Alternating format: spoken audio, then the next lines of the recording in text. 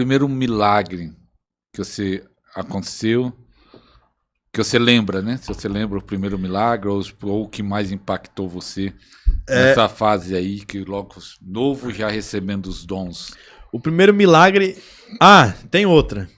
O primeiro milagre foi esse, da minha mão, e teve mais um comigo. Eu, quando era pequeno, tentava aprender a ler, né? E eu não conseguia ler porque eu tinha dificuldade, eu sempre tive algumas dificuldades.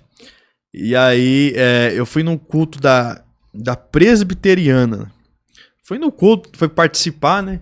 A patroa da minha mãe congregava lá e chamou nós, ela era da orquestra, tudo, e chamou nós.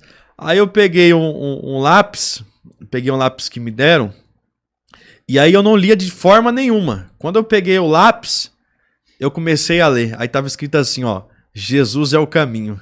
Esse foi o segundo milagre que Deus fez na minha vida. Instantâneo. Você estava com dificuldade na escola e... Eu não conseguia ler. Você abriu a sua mente ali. Exatamente. Aí o milagre assim que me impactou mesmo, que eu vou contar agora, que é o mais forte, que marcou a minha casa, a minha família, já que você falou de milagre impactante, é o que está nos meus testemunhos da gravação, que é o da minha mãe. Já orei por muitos mortos e voltaram à vida, para a glória de Deus. Mas só que o que me marcou foi o da minha mãe. Eu acho que, se eu não me falha a memória, eu tinha uns 17 ou 16 anos, por aí. 16 para 17 anos. E eu fui buscar o monte, fui orar, como era de costume, orar da meia-noite até as 5 da manhã. Esse é o testemunho mais forte que eu tenho. E a Bíblia diz que, Jesus ele disse que o profeta... ele não tem honra na sua casa, ou seja, na sua pátria, no lugar onde que você reside. Mas muitos não falam que quando Jesus ele volta, ele tem honra. Ele não tem honra quando ele está na sua pátria. É por isso que muitas pessoas não dão credibilidade quando você é de casa, quando você está sendo usado. É só quando você, vamos dizer assim, você está chegando em altos níveis, naquilo que Deus está fazendo no seu ministério, aí o pessoal começa a acreditar da sua casa. Eu sei porque é o que acontece comigo, né? Muitos hoje estão vendo meu ministério avançar e hoje reconhecem. Mas no começo não acreditavam. Não, no começo não acreditava, né? E aí... Será que aconteceu isso com algum profeta? Olha aí. Mas não tem problema não, profeta. Vai subir o nível de unção, de glória, e tem um momento que não vai ter jeito. Eita, pessoas glória. Vão ter que reconhecer. É verdade. Eita, glória. E aí, voltando lá ao testemunho. Pra você fazer outra pergunta. E aí, desse testemunho do milagre impactante, foi o da minha mãe. Eu orei da meia-noite até as 5, aí parei nas 5 horas, levantei, meu joelho estava todo machucado, de tanto orar, e minha perna estava assim, meia bamba, sabe? Tanto orar, jejuar, buscar. E aí, quando eu orei a Deus, tiramos um particular com os irmãos sobre Bíblia no monte, quando finalizou a oração, né? Alguns sempre dão uma saudação, fala algo do tipo assim, né? Das visões que viu, se viu alguma coisa, anjo, alguma coisa. Se teve alguma visão, a gente fala, não, irmão, não engole fogo, né? Fala tudo. E aí, quando pensa que não, finalizei, quando foi 6 horas, nós finalizou tudo. Aí quando nós terminou lá a divisão, todas essas coisas assim, eu fui para minha casa. Quando eu cheguei na minha casa, era 7 horas. Quando eu cheguei na minha casa às 7 horas, a minha mãe, antes de eu chegar lá ainda estava bem, quando eu cheguei às 7 horas eu fui dormir, que minha carne estava fraca, mas eu entendia que o meu espírito ainda estava forte.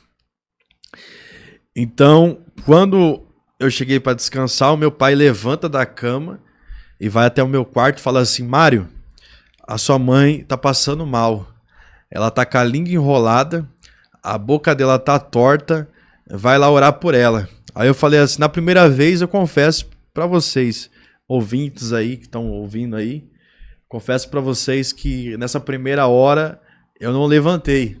Mas ele falou assim, Mário, é sério. Tava muito cansado, ele falou assim, Mário, é sério. Aí na segunda eu levantei. Quando ele falou que é sério, que minha mãe tava com a boca torta, a língua enrolada, né, o semblante caído da minha mãe. E aí quando eu levantei, fui até minha mãe, coloquei ela junto com meu pai na cadeira. E quando eu tô colocando ela na cadeira, né? E aí, quando eu tô orando a Deus, a minha mãe falece nos meus braços. Ela para a pulsação, para batimentos, parou tudo, né? E quando para, eu decidi naquela mesma hora, pastor Ariston Júnior, orar ali, falar com Deus, e eu comecei a entrar em pranto, em lágrimas, porque eu falei assim para Deus, Deus, eu não estava me prostituindo, Deus, eu não estava nas drogas, falei, Deus, eu não estava bebendo, eu estava lá orando no monte para minha casa, para minha família, e eu não aceito a minha mãe falecer nos meus braços. E eu comecei a orar e só chorava. Porque é mais fácil você orar por alguém de fora do que você orar para dentro da sua casa. Porque todo profeta, ele passa por situações assim, que é mais difícil chegar na sua casa do que chegar na casa de outras pessoas, que você libera a palavra profética, acontece mais rápido do que na sua casa. Então eu pensei comigo, que muitos falavam que o profeta não tinha honra e tal, eu fiquei nessa, mas eu descobri que Jesus falou que quando ele voltou, ele teve o quê? Teve honra. Então Deus mostrou para mim que era Deus na minha casa e que eu tinha honra quando ele fez um milagre na vida da minha mãe, quando não tinha mais batimento, não tinha nada. Aí Deus falou assim para mim, clama mais forte. E eu falei assim, Deus, se foi o Deus, só tudo arrepiado, se foi o Deus que curou a estéril para gerar filhos, Isabel, se foi o Deus que fez Jesus nascer do ventre de uma virgem, se foi o Deus que fez o paralítico andar, o cego enxergar, estou todo arrepiado, meu Deus, sinta a glória de Deus aqui, se foi o Deus, aleluia, que fez Lázaro ressuscitar, os mortos ressuscitar, Deus, eu não aceito a minha mãe falecer nos meus braços. Quando eu comecei a orar a Deus, eu não estava vendo nada acontecer. Aí eu falei para Deus, Deus, se foi o Senhor que me levantou como profeta do ventre da minha mãe, que a medicina se enganou, via no pré-natal, dizia que era gás ou mioma.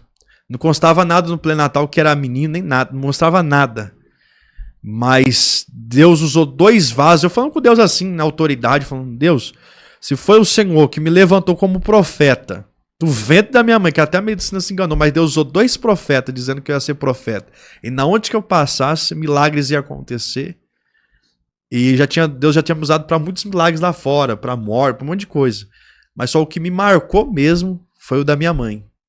Porque é um lugar que você fala assim, não, muitas pessoas ficam naquele contexto, profeta não tem honra na sua casa, isso, mas esquece do que eu falei, a honra quando volta para sua casa. E aí eu orando, pastor Ariston, e nada acontecia, só chorando. Aí eu falei pro meu pai assim, pai, se tu tem fé, usa a tua fé que eu vou usar a minha agora. Quando eu falei isso, Deus falou para mim, eu vi o espírito da morte na minha casa, o cheiro já estava começando a impregnar, o cheiro de morte, aquele cheiro ruim, sabe, peixeou a minha casa. E quando eu comecei a orar, Deus falou assim, você lembra de Lázaro? Eu falei, lembro. Você lembra de Lázaro que estava morto? Eu falei, lembro. Na passagem bíblica. Deus falou para mim, faz a mesma coisa que eu fiz com Lázaro. Ó, todo arrepiado. Faz a mesma coisa que eu fiz com Lázaro. Aí eu falei assim, aí eu comecei a clamar, comecei a orar, não estava dando resposta. O que eu falei, se foi o Deus e tal. Aí Deus falou assim, para me clamar mais forte. Eu fiz uma oração como eu nunca fiz. Falei, Deus, se foi o Senhor que ressuscitou a Lázaro há 4 dias que estava morto, e o Senhor ressuscitou ele, o Senhor é o Deus que vai ressuscitar minha mãe. Quando eu clamei isso, quando Deus falou para me lembrar de Lázaro, eu falei o nome da minha mãe, que o nome da minha mãe é Raquel. Eu falei, Raquel, vem para fora. Quando eu disse isso, Raquel vem para fora, a minha mãe, o que era morte, o fôlego de vida voltou. Os batimentos, quando a gente estava procurando, esperando socorro, nada vinha. Os batimentos começaram a voltar do coração. A língua que estava enrolada desenrolou. A boca que estava torta desentortou. O semblante que estava caído voltou ao normal. Voltou a ficar brilhoso de novo. Aquele cheiro de podre foi embora. Eu vi um vestido passando uma orla assim, Quando eu comecei a clamar, resplandeceu toda a minha casa. Eu nunca vi essa luz como eu vi naquele dia. Resplandeceu toda a minha casa.